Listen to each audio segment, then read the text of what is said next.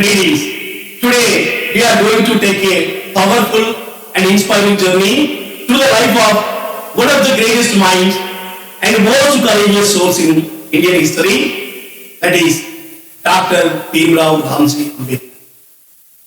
In this speech, we will learn about the important events and turning points in his life, from his early struggles as a child facing discrimination to his rise as a world-class scholar, social reformer, and the chief architect of the Indian Constitution. Dr. Ambedkar's life, it was not only about personal achievements, it was about fighting for justice, dignity, and equality for millions who were oppressed and voiceless. His story teaches us that no matter how many obstacles come your way, with education, with courage, with determination, change is possible. Every event we discuss today, it holds a lesson not just from history, but for the present and future of our society. Dr. Bhimrao Ambedkar, he was born on 14th April 1891 in the town of Mau, a military cantonment near Indore in the central provinces, which is now in today's Madhya Pradesh. He was the 14th child of Ramji Sakpal and Bhima Bai. His family belonged to the Mahar community. His family belonged to the Mahar community, which faced severe discrimination under the caste system. From a very young age, Bhimrao experienced the pain of untouchability and social exclusion. In 1897, when he was just 6 years old, he suffered a great loss of his mother, Bhima Bai, who passed away in Satara. Despite the sorrow, despite the hardship, he continued his education with determination. He began his primary schooling in a small town called Dapoli in Ratnagiri district in the coastal region of Konkan, Maharashtra state. In 1900, he entered the government high school in Satara. By 1904, Bhimrao had moved to Bombay and joined the prestigious Elphinstone High School. There, his dedication and talent began to shine. In 1907, he passed his high school matriculation exam with 382 marks out of 750. A great achievement, especially for someone from a marginalized community in those days. This success was not just personal. It was a moment of pride and hope for the entire community. His people organized a celebration in his honor, and at this event, the respected Marathi author and reformer Krishnaji Arjun Keluskar, he gifted Baba Saheb Ambedkar a copy of his book, Life of Gautam Buddha. Life of Gautam Buddha. This gift is believed to be Bhimrao's first introduction to Buddha's teachings, which would later play a major role in his life and philosophy. Around the same time, Bhimrao married Namabai, the daughter of Bhikkhu Vayankar. Their marriage held in a simple ceremony at a vegetable market in Baikula, which is in Bombay. Even in these early years, the seeds of a great transformation were being sown through loss, learning, and quiet resilience. By the year 1912, Dr. Ambedkar completed his Bachelor of Arts, a BA degree from Elphinstone College, which was part of the University of Bombay. He studied Persian, he studied English as a part of his subjects, and he secured 449 marks out of 1000. These numbers may not seem very high today, but given the many barriers he faced, especially financial struggles and social discrimination, it was a remarkable achievement in those days. During his college years, his father Ramji Sakwal faced severe financial difficulties and could no longer support his education. At this critical time, Krishnaji Arjun Teluskar, he had always supported Bhimrao and he helped him obtain a scholarship of 25 rupees per month from the Maharaja of Baroda. This support allowed him to continue his studies. In December of that same year, a new joy came into his life. His son Yashwant was born. In 1930, Ambedkar briefly joined the Baroda State Forces as a lieutenant, a respectable position for a young man of his background. But soon after, in February, he faced a personal tragedy. His beloved father passed away. Despite the grief, Ambedkar did not stop. That same year, in July 1913, he took a bold step by traveling to the United States, where he joined Columbia University in New York for higher study. At Columbia, he worked hard and studied many subjects: economics, sociology, history, philosophy, anthropology, and politics. He studied. On 5th June 1915, he received his Master of Arts, MA degree. For this degree, he wrote a research thesis titled Ancient Indian Commerce, showing his deep interest in India's economic past. In 1916, he made another important contribution. On 9th May, he presented a paper called Caste in India, Their Mechanism, Genesis and Development. It was presented at a seminar led by famous anthropologist Dr. Alexander Goldenweiss. This paper was later published and became one of the early and powerful critics of the caste system by Dr. B.R. Ambedkar. In the same year, he completed another MA thesis titled National Dividend of India, a historic and analytical study. His thirst for knowledge didn't end there. In June 1916, he traveled to London and enrolled at the famous Gray's Inn to study law and also at the London School of Economics and Political Science. Before making this move, he respectfully requested the Maharaja of Baroda to allow him to continue his education in London.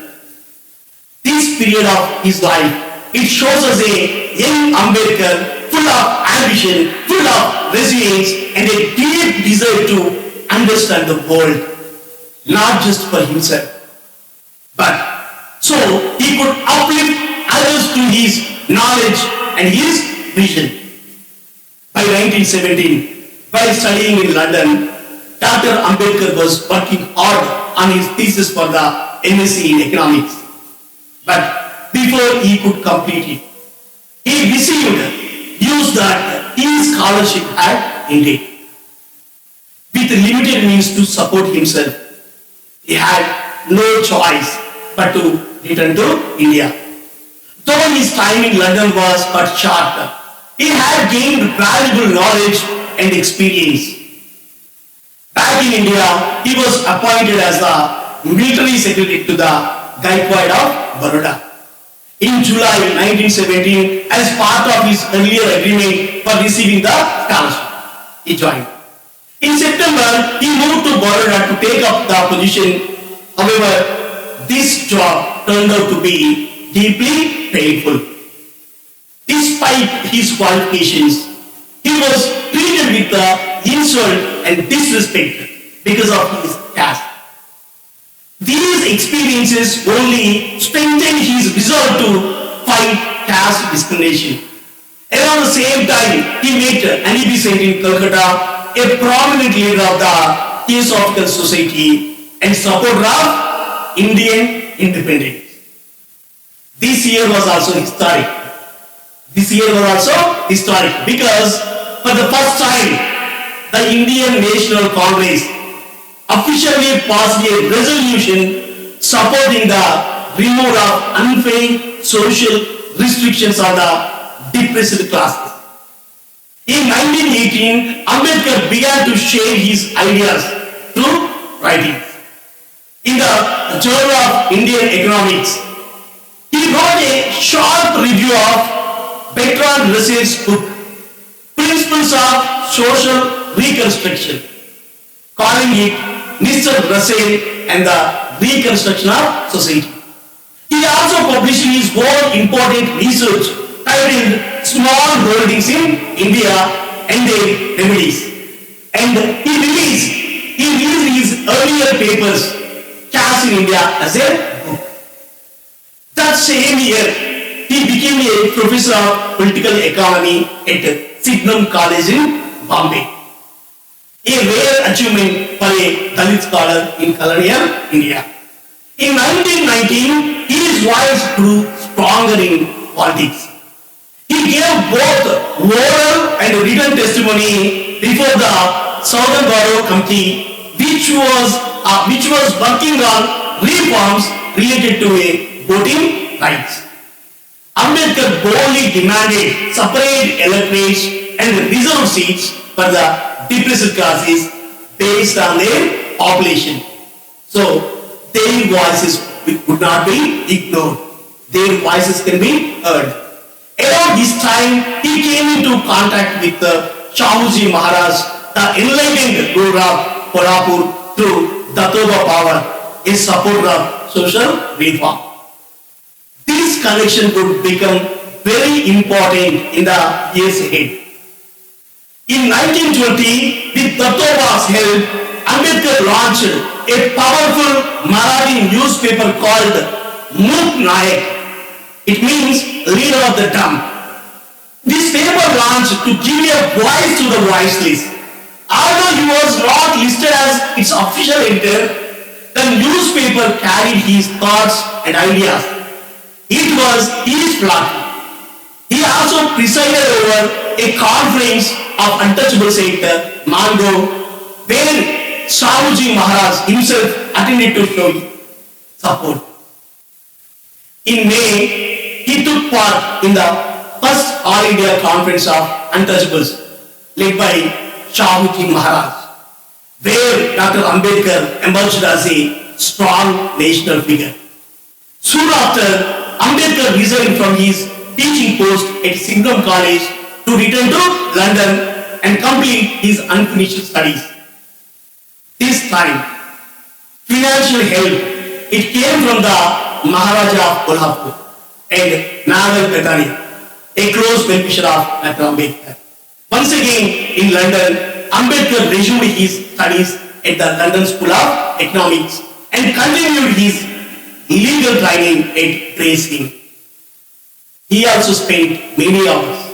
He spent many hours at the British Museum reading room, walking the same halls where thinkers like Karl Marx, Friedrich Engels, Gisbert Mazzini, and Vladimir Lenin, they had once studied there in that library. This was a period of intense intellectual development where Ambedkar prepared himself not just for a career, but for a lifelong mission to uplift the downtrodden and transform India. By 1921, after years of hard work and deep study, Dr. B.R. Ambedkar earned his Master of Science, his MSc in Economics from the London School of Economics. His thesis was titled Provincial Decentralization of Imperial Finance in British India. A highly detailed and thoughtful study on how financial power was unfairly controlled by the British in colonial India.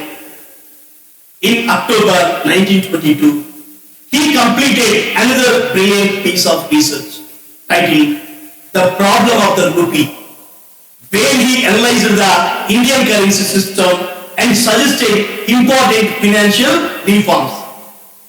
At the same time, he was also called to the bar, officially becoming a qualified lawyer. Earlier, he had been unable to take the bar examination because he had been completely focused on finishing his thesis. In 1923, he he briefly traveled to Bonn University in Germany to further his academic journey. However, he was soon called back to London by his research teacher, Professor Edwin Cannon. Professor Edwin Cannon. As there were some political objections. There were some political objections raised about Babasaheb Ambedkar's thesis. Ambedkar confidently resubmitted the revised work and it was finally accepted without question. Not only was it approved, but it was also published in London by P.S. King and Son Limited, a respected publishing house in London. He dedicated his book to his father and mother, showing his deep gratitude for their sacrifices. Professor Cannon himself wrote the introduction, which was a great honor. In April 1923, Dr. Ambedkar returned to India. Now a highly educated man he was ready to begin a new phase of life. He decided to start practicing law, but once again financial struggles during his life. He didn't have enough money to pay for his son, the certificate needed to practice law. Thankfully, his loyal friend and supporter, Neville Bethana, he stepped in and he helped him once again. Finally, in June 1924, Dr. Ambedkar began practicing in the Bombay High Court. But law was not his only calling. On 20th July 1924, he founded the Parishut Hitakarni Sabha, meaning the group for the well-being of the excluded people. This was the first organized institution by Dr. Ambedkar to empower the depressed classes and bring them together as a force for change. It's a powerful motto. It's a powerful motto. Even still today it echoes, educate, educate and organize. He served as the chairman of the managing committee, and through this platform he began to raise awareness, build unity and prepare his people to fight for their rights with dignity and knowledge. In 1925, Dr. Ambedkar's academic brilliance, it continued to shine. His master's thesis from the London School of Economics, The Evolution of Provincial Finance in British India, it was finally published. It was finally published by the respected publisher P.S. King and Son Limited. He dedicated this important work to the Gaikwad of Baroda, expressing his sincere gratitude for the financial help that made his education possible. The book included an introduction. By Professor Edward Seligman. He is from Columbia University, one of the most respected economists of that time. Proof of the high regard Ambedkar's work commanded information. So he was giving the introduction to his. In 1926, Ambedkar submitted his expert evidence before the Royal Commission on Indian Currency, also known as the Hilton Young Commission. His sharp insights into economics, they were recognized not just in academia, but also in public service. That same year, he was nominated by the Governor of Bombay as a member of the Bombay Legislative Council, allowed to bring the voice of the marginalized into a space where policies were made. But Ambedkar was never one to stop it votes alone. He led a bold satyagraha at Mahad, demanding the basic human rights for untouchables to drink water from the Chardar tank, which had long been denied to those people. With powerful symbolism, Ambedkar himself drank water from the tank, sending a strong message that equality was not negotiable. The response from caste Hindus was violent and disturbing. Many went on a rampage, and the local Brahmins even carried out ritual purifications of the tank as if their caste pride had been polluted. but the message was already out. Ambedkar and his follower, they were ready to challenge injustice openly. In 1927, his activism reached new heights. On 3rd April, he launched a Marathi language fortnightly called Bahishkut Bharat, serving as its editor and giving voice to the struggles, hopes, and demands of the excluded communities. On 8th June, another milestone was achieved by Baba Saheb Ambedkar. Columbia University awarded him a PhD for his thesis on the evolution of provincial finance in British India, officially recognizing him as a world-class scholar. In September, he founded the Samaj Samta Sangh. It was an organization aimed at promoting social equality. His connection with the young minds, it also grew stronger. On 2nd October, he presided over a conference of students from the depressed classes in Pune. He encouraged students to pursue education and pursue self-respect.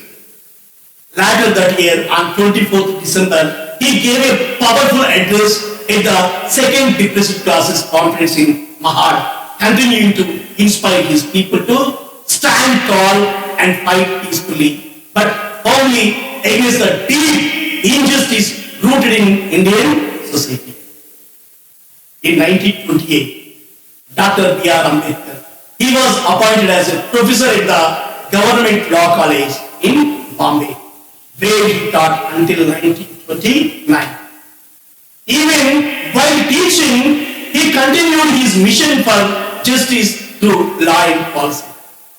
That March, he introduced the Vatan Bill in the Bombay Legislative Council, aiming to protect land and employment rights for the lower caste people. Around this time, he was also chosen by the Bombay Presidency Committee to work with the Simon Commission, a British committee formed to study constitutional reforms in India. While the Indian National Congress boycotted the Simon Commission because it had no Indian members. But Baba Saheb took a bold and different path. He chose to engage with the commission to present the concerns and needs of the depressed classes. In the month of May, he submitted powerful statements on behalf of the Bahishkut Karne Sabha, listing concrete measures that should be taken to uplift those who had long been pushed to the margins of the society. In 1929, Ambedkar ended the publication of his second journal, Bahishkut Bharat, and replaced it with a new journal named Janata. It means the people. His work continued even when faced with personal challenges. On October 23rd, during a visit to Charleston, he met with an accident that left him confined to bed until the last week of December. Yet, even this setback didn't stop his resolve. In March 1930, he took his fight for dignity one step further by leading a satyagraha at the Kalaram temple in Nasik, demanding that untouchables be allowed to enter the temple, a right they had been denied for centuries.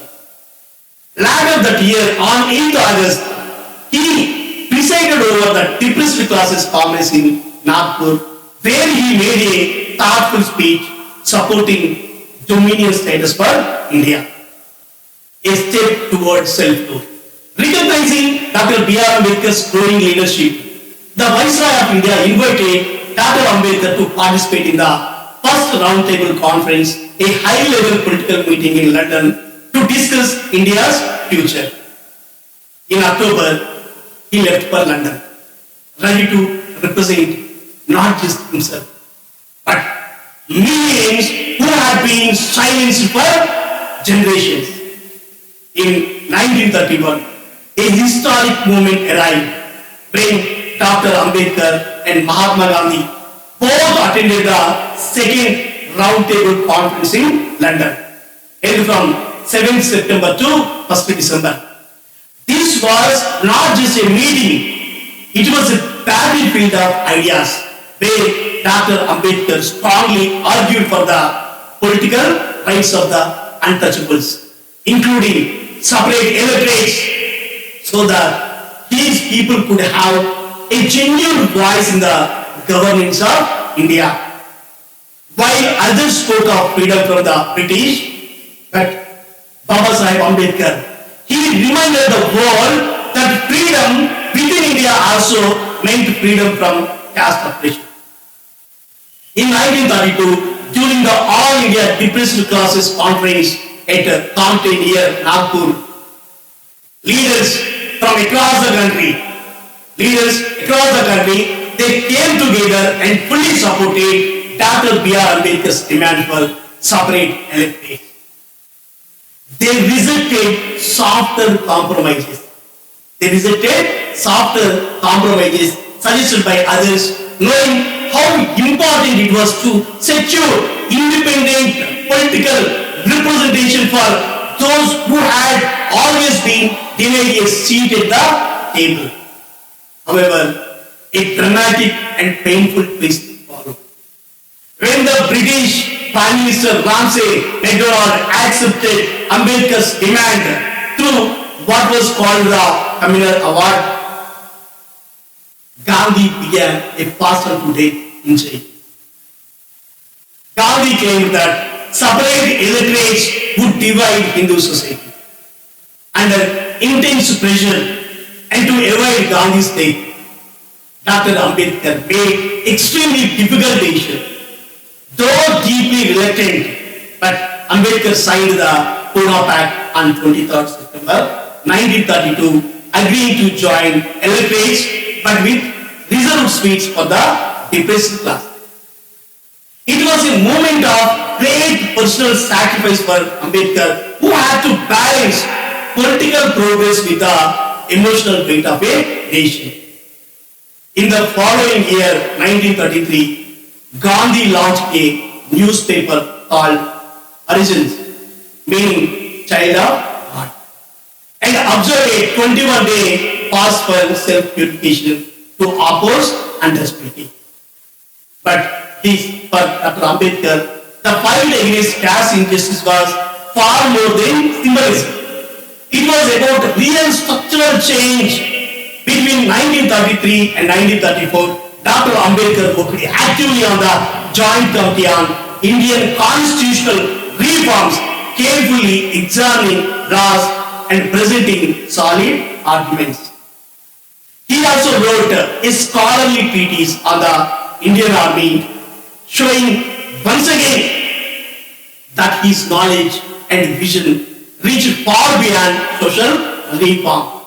He was thinking about building the very foundation of a modern and inclusive India. In 1935, a personal tragedy struck Dr. Ambedkar when his beloved wife Ramabai passed away on 26th May after a long illness. Her loss was deeply painful for him, as she had been a silent pillar of support through his years of struggle. In the same year, despite his grief, he was appointed as the principal of the Government Law College in Bombay, and also became the Perry Professor of Jurisprudence. These roles added to his growing influence in both education and in law. However, the turning point of that year came on 13th October, when he presided over the Conversion Conference in Nashik district. That he made a historic and powerful declaration. Dr. Ambedkar told the depressed classes that the fight for temple entry was not enough. He said the real solution was to leave the Hindu religion altogether, a religion that had denied them dignity for centuries. With passion, with pain, he made a promise Dr. Ambedkar made a promise.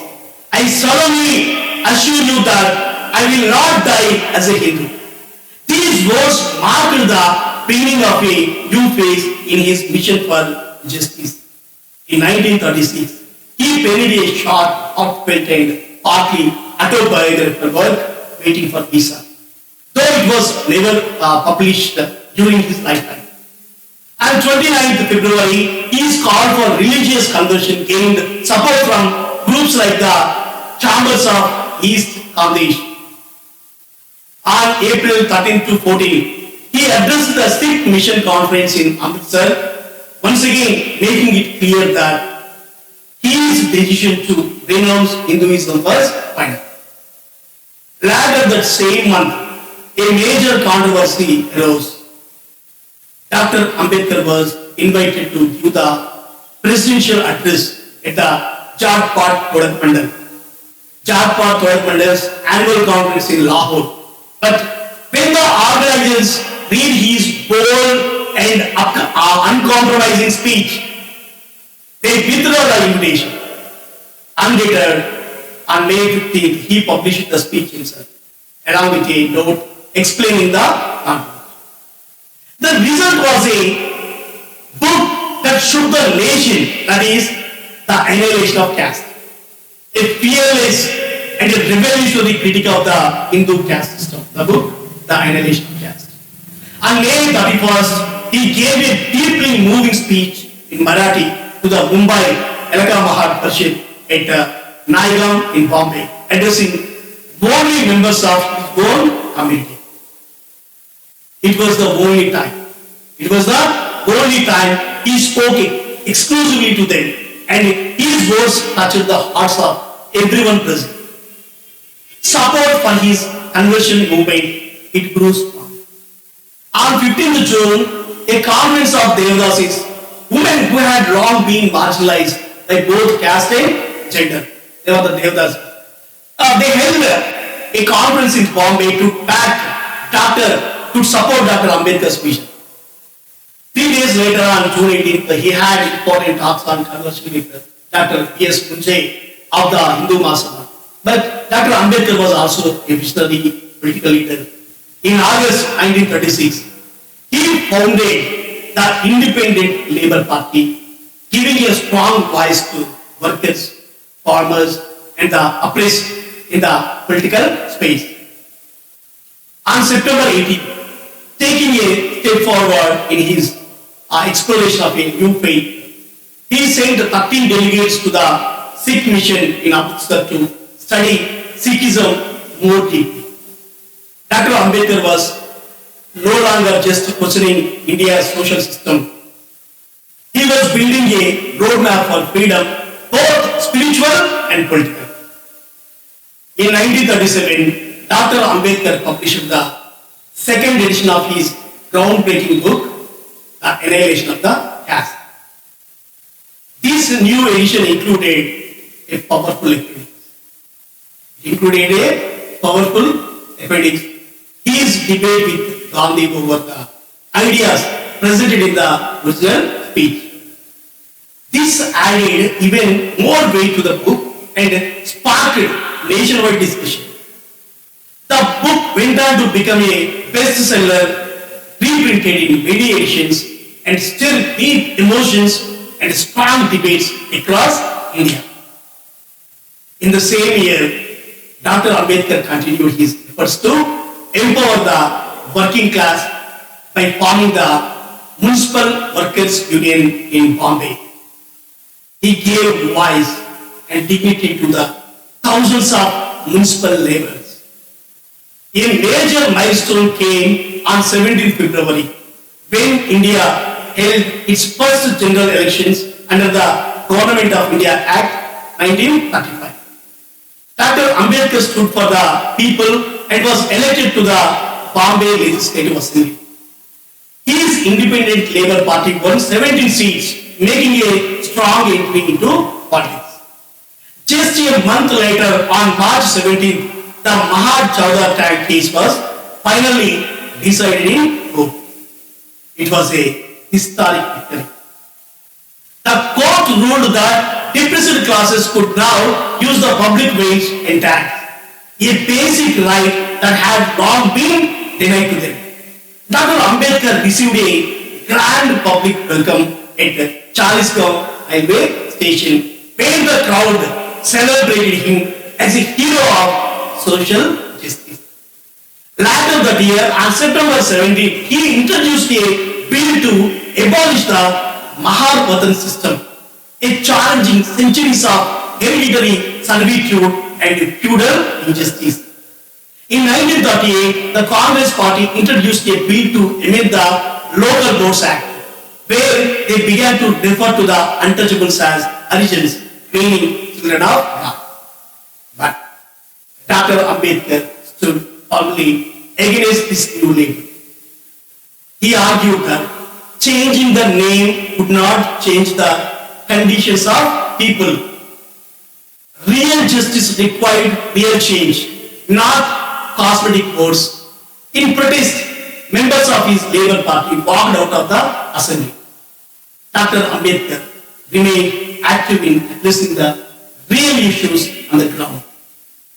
On 23rd January, he gave a powerful speech at the Peasants' Conference in Ahmedabad, and on 12th February, he inspired thousands of railway workers at a historic conference in Manmad, Nashik. In April, putting the nation's unity above regional politics, he opposed the idea of creating a separate Karnataka state, emphasizing the larger interest of the country.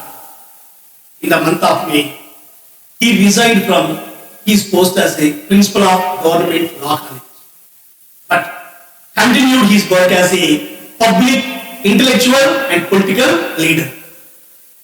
In the month of August, he boldly participated in a public meeting in Bombay, where Gandhiji's discriminatory behavior towards an untouchable man was exposed. Dr. Ambedkar, he spoke with clarity, he spoke with courage, calling out hypocrisy in the name of reform. In September, he gave a strong speech in the Bombay Assembly opposing the Industrial Disputes Bill because it robbed workers of their right to strike, a right he considered vital for their dignity and bargaining power. So he supported this. On November 6th, the industrial workers, they launched a major strike, and Dr. Ambedkar led a massive procession in Mumbai, walking shoulder to shoulder with the workers from Kamgar Maidan to Jambori Maidan in Borli. And just days later, on 10th November, he proposed a resolution in assembly to adopt birth control measures, seeing it as essential for the health and future of Indian family. In these years, Dr. Ambedkar was not only fighting for rights on paper, he was deeply connected to the ground realities, standing with workers, challenging the system, and speaking truth to power every step of the way. In 1939, on January 29, Dr. Ambedkar delivered a powerful lecture at the Gokhale Institute of Politics and Economics. The title of the speech is Federation versus Freedom. In this thought-provoking talk, he explained the complex relationship between political freedom and federal structure in India. This important speech was later published and adding to his growing influence as a scholar and statesman. In July, he addressed a gathering organized by the Rohidas Vidya Committee, continuing his efforts to promote education and awareness among marginalized. Then we see a historic movement. A historic movement came in October when Dr. Ambedkar and Pandit Jawaharlal Nehru met for the very first time, a meeting that symbolized the convergence of different ideological paths in the freedom movement. Then in November, a major political shift occurred. The Congress Party, The Congress party resigned from the government and Muhammad Ali Jinnah declared a day of deliverance. A day of deliverance, celebrating the end of Congress. To the surprise of many, Dr. Ambedkar supported this call and joined the celebration. But he made his position crystal clear. This was not an anti-Hindu stand, but anti-Congress stand. If Congress took it as an attack on Hinduism, Dr. Ambedkar argued it only revealed Congress's own narrow identity as a Hindu-dominated party, not truly inclusive of all Indians. In 1940, he continued to build institutions for the empowerment of his people. In the month of May, he founded the Mahar Panchayat, a community forum to raise the voice of Mahars in public and political life. In July, he met with Subhash Chandra Bose in Bombay, another key leader in the national movement, showing how Ambedkar stayed in conversation with all major figures of his time.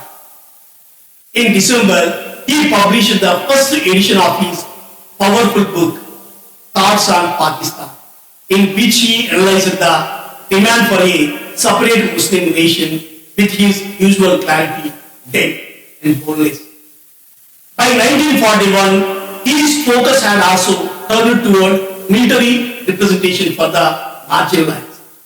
In January, he raised the issue of recruitment of Mahars in the Indian Army, a community that had historically been excluded despite a proud legacy of service. Thanks to his relentless advocacy, the Mahar Battalion was officially created, restoring both pride and opportunity to the community. On 25th May, he established the Mahar Dynasty Panchayat Samiti, continuing his mission to build strong social institutions. Recognizing his brilliance and insight, the British Viceroy appointed him to the Defense Advisory Committee, bringing Dr. Ambedkar into the heart of strategic decision making during the critical years of World War II. So, in 1942, let's go to 1942. Dr. B.R. Ambedkar founded his second political party, the All India Scheduled Caste Federation, aiming to give a stronger political voice to the marginalized communities. Though the party did not perform well in the 1946 elections, it marked an important step in his lifelong missions to create independent platforms for the depressed class. That same year, he was inducted into the Viceroy's Executive Council as Labour member, a prestigious and powerful role which he held until June 1946. During this time, India was shaken by the Quit India movement launched by the Congress Party. While many saw it as a patriotic call, but Dr. Ambedkar strongly criticized the movement, arguing that it lacked inclusivity and could cause chaos without ensuring justice for the untouchables.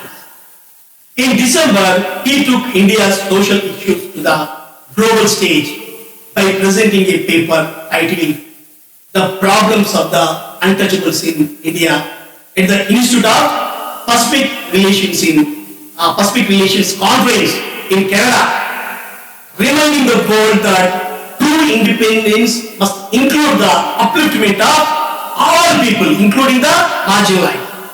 In 1943, Dr. Ambedkar delivered a brilliant and deeply enlightened speech on Ranade, Gandhi and Jinnah at the 101st birth anniversary of Justice Mahadev Govind Ranade in Pune. This historic lecture was later published in book form and became a classic. In September, the paper he had presented in Canada was also published as a book titled Mr. Gandhi and the Emancipation of the Untouchables, where he fearlessly examined Gandhi's approach to caste and social justice.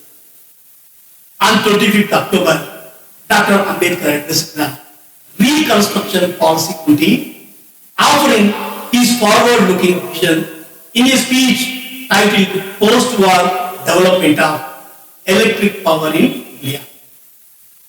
The following day, he penned another powerful article, Urgency of Industrialization of India, which was published in the Times of India.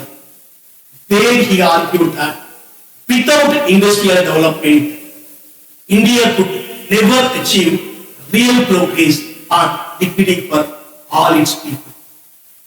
So, in 1944 and 29 January, in 1944 and 29 January, he presided over the second meeting of the All India Scheduled Caste Federation held in Kanpur, rallying support for political organization and representation. That same year, he established two significant institutions, the Building Trust and the Scheduled Caste Improvement Trust, both created to support infrastructure and development for the socially excluded. On 6th May, he gave a memorable speech at the Federation's annual conference in Parel, Mumbai, which was later published as the Communal Deadlock and a Way to Solve it. In this speech, he courageously proposed solutions to India's growing religious and social divides, always emphasizing dialogue, equality, and constitutional justice as the only path forward. In 1945, Dr. Ambedkar continued his powerful mission of educating, organizing, and empowering the marginalized. In February, he released a revised and expanded version of his earlier work, Thoughts on Pakistan. This new edition was titled Pakistan or the Partition of India, in which Baba Sahib explored the complex political realities of divided nation. The book created waves across the political landscape and would later be reprinted in 1947. On 6th May, at the annual conference of the All Indian Scheduled Caste Federation held in Parel, Bombay, he delivered a bold and visionary speech outlining the challenges faced by the depressed class and presenting practical solutions. This important speech was soon published as the Communal Deadlock and a Way to Solve it. In June, Dr. B.R. Ambedkar, he released a hard-hitting political manifesto directly challenging the Congress party. The publication titled What Congress and Gandhi Have Done to the Untouchables, accused the Congress of repeated betrayal and ignoring the voice of the downtrodden. This work was not just a critique, it was a call to awareness and action. He later published a revised edition in 1946, updating key arguments with deeper insight. The same month, he took another historic step by founding Siddhartha College of Arts and Science in Bombay under the People's Education Society, which he had established earlier that year. It was not just a college, it was a symbol of self-respect. It was a symbol of self-respect, an opportunity and hope for the oppressed. In the month of July, Dr. Ambedkar connected with the global civil rights struggle when he exchanged letters with W.B. Du Bois, the legendary African-American thinker and activist. In this heartfelt correspondence with that African thinker and activist, the two great leaders, they compared the suffering of India's untouchables with that of African Americans in the United States, forming a bond of shared struggle and solidarity. In October, Dr. Ambedkar published one of his most profound historical works, Who Were Shudras. In this book, he investigated the origins of the fourth Varna in the Indo-Aryan society.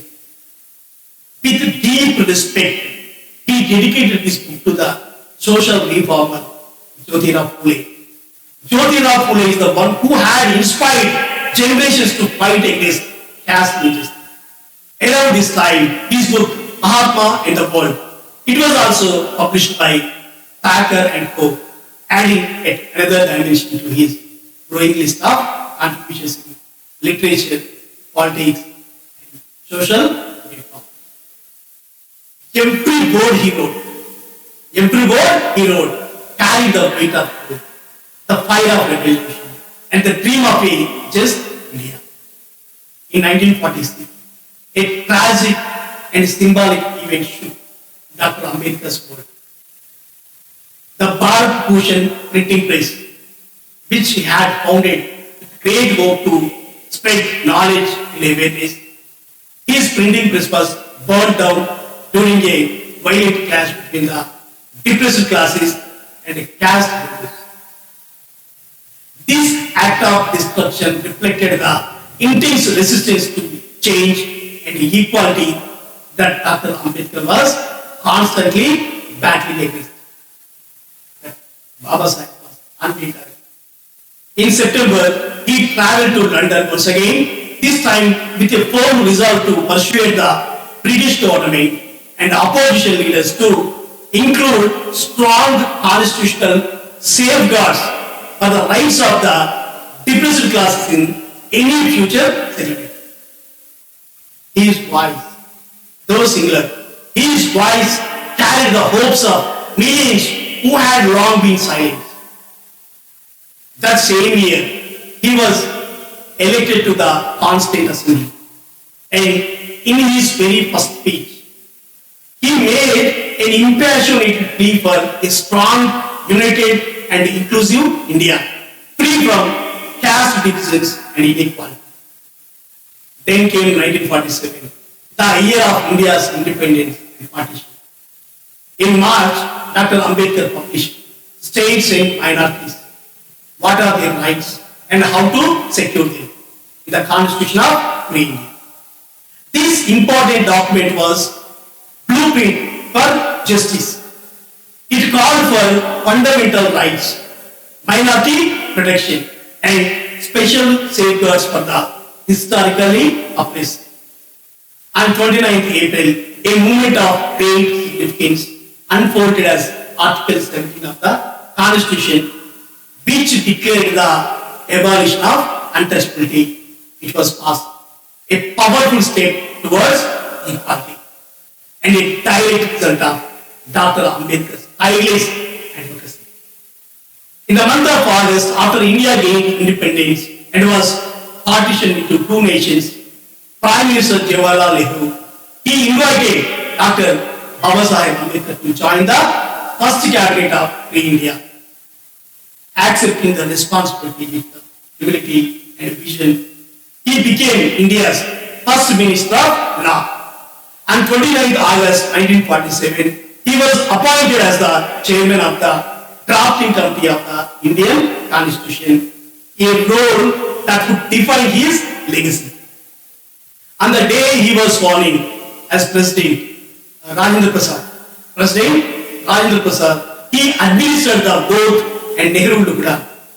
The son of a Dalit soldier stood not just in the corridors of power, but at the very heart of India's rebirth, a movement that rewrote history and gave voice to the voiceless.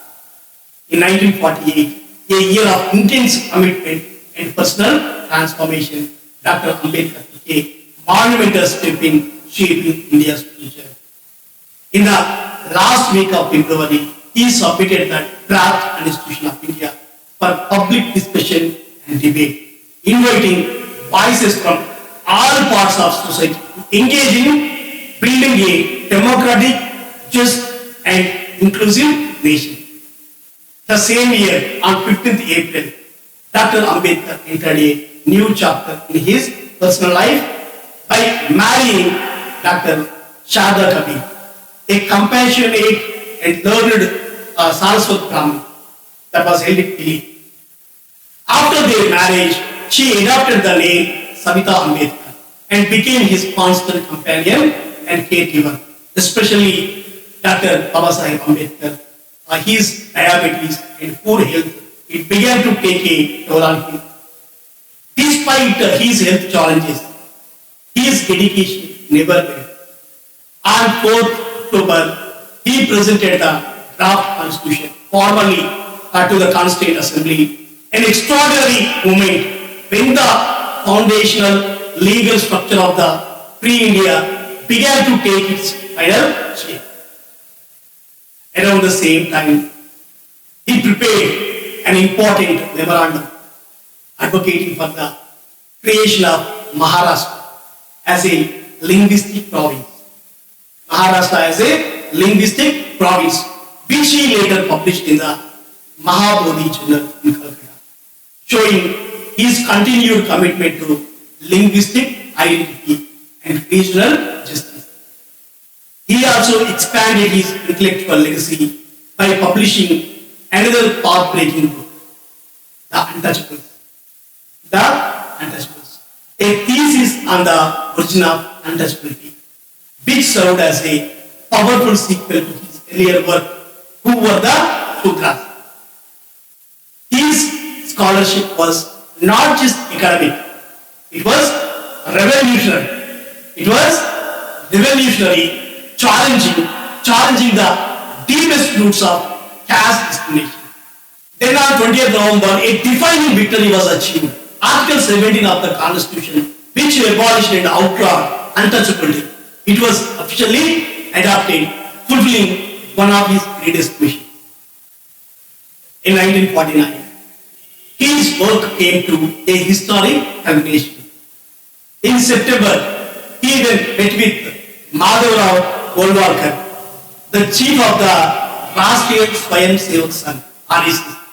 He met him in Delhi, continuing his engagement with the leaders across ideological lines.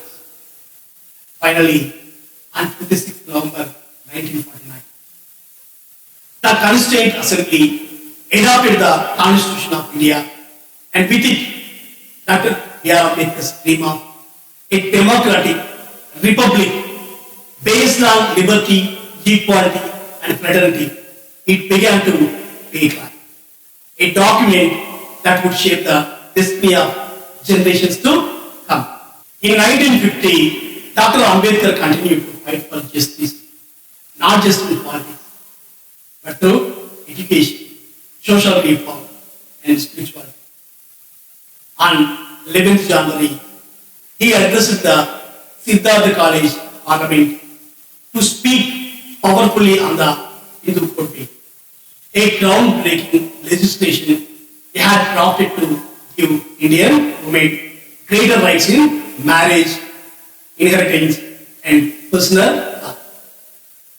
At the same time, Dr. Ambedkar began speaking more openly about Buddhism, delivering talks at multiple forums, including the Buddha Jayanti celebration in Delhi. His deepening interest in the Dhamma, it found expression in his essay, Buddha and the Future of His Religion. It published in the Mahabodhi Journal.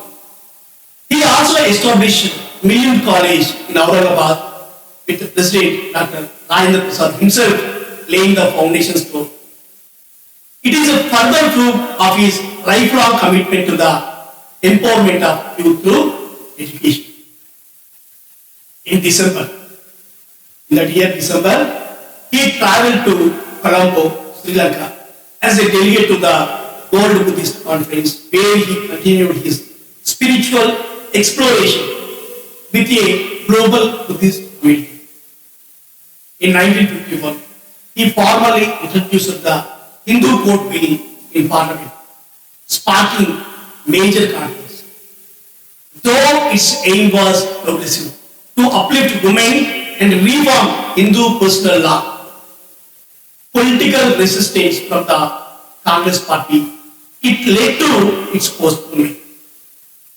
In June, his powerful essay, The Rise and Fall of Hindu Movement, it was published in the Mahabodhi Journal, reinforcing his views on gender equality. Disappointed and feeling betrayed by Jawaharlal Nehru and the Congress party for not keeping their promise to support the bill, Dr. Ambedkar resigned.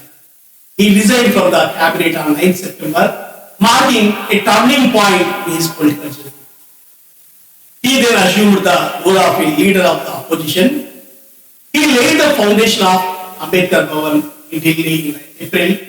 He founded the Bharatiya Buddha Cherasan in July and compiled the Buddha Upasanapal, a Buddhist prayer book, by September.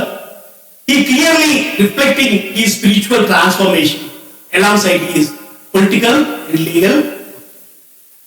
In 1952, Dr. Ambedkar faced political defeat when he lost the first Lok Sabha election to a Congress candidate.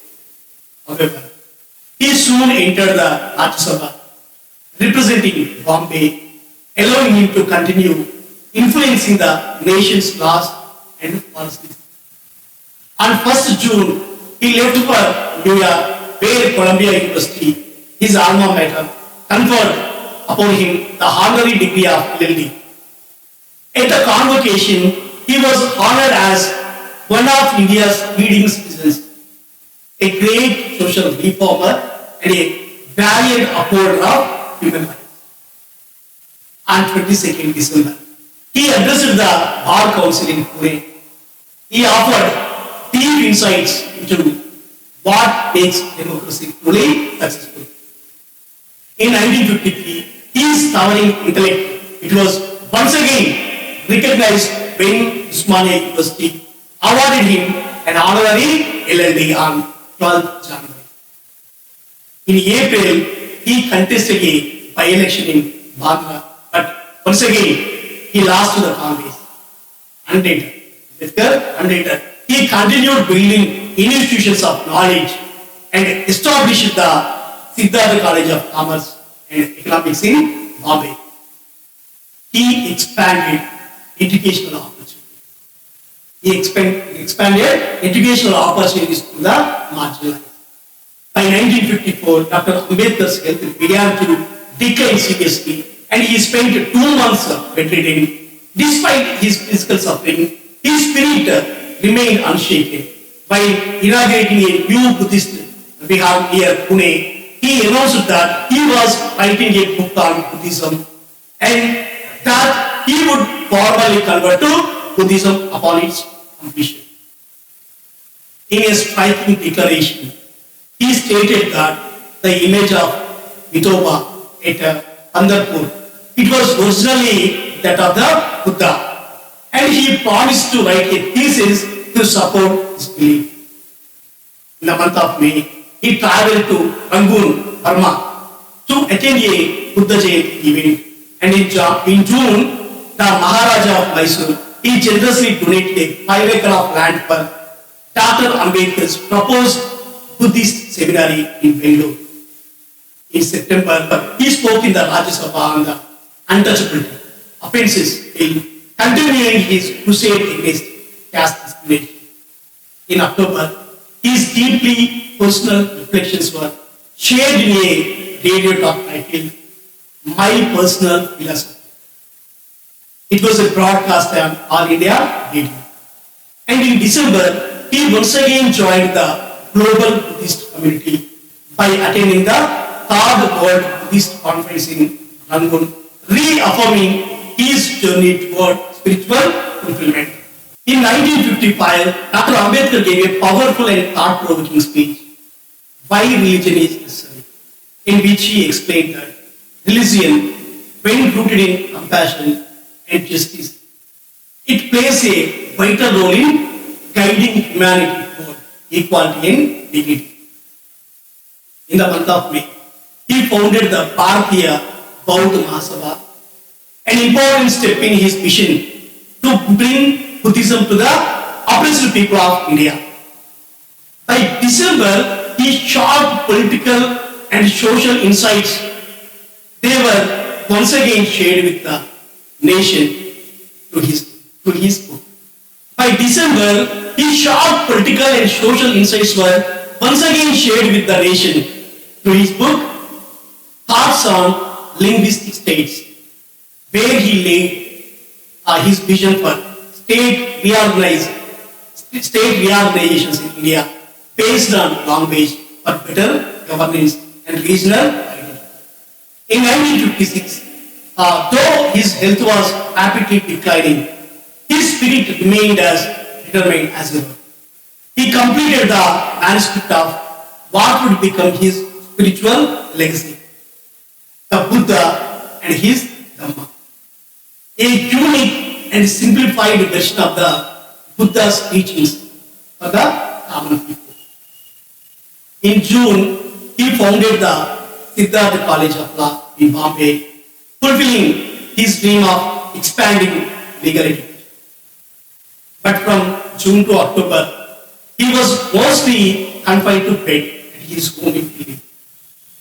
His vision was weakening, and the heavy medication for his diabetes, it caused side effects and emotional struggles. Still, in the face of suffering, he made history. On 14th October 1956 in Alpur, the place he carefully chose and explained in his touching speech. Why was Nagpur chosen? Dr. Ambedkar embraced Buddhism in a grand public ceremony. Over 5 lakh Dalits, including Mahars, joined him in his spiritual revolution. This sacred ground, it is now called Diksha Bhumi.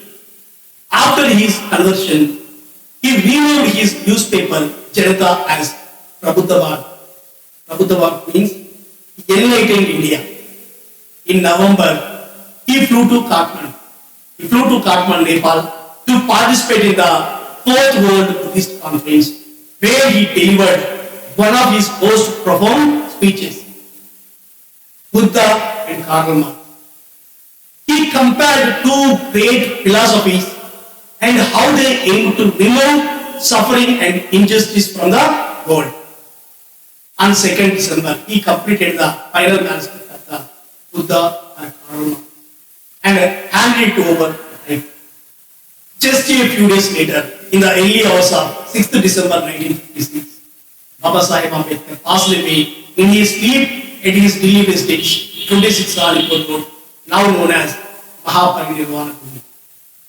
On 7th December, Bombay witnessed a sea of mourners during his funeral procession. He was cremated with full Buddhist rites at Dadar Trishur, a place now called Chaitanya, a holy pilgrimage site for pilgrims. In 1957, the manuscript of the Buddha and his Dhamma was published posthumously by Siddhartha College publication. It became a sacred guidebook for generations of followers. His critical work, Gandhi and Gandhism, it also came out that year, and in 1987, more of his previously unpublished works, Philosophy of Hinduism, India and Prerequisites of Communism, and Revolution and Counter-Revolution in India, along with Buddha and Karl Marx, they were released in volume 3 of Dr. Ambedkar's writings and speeches.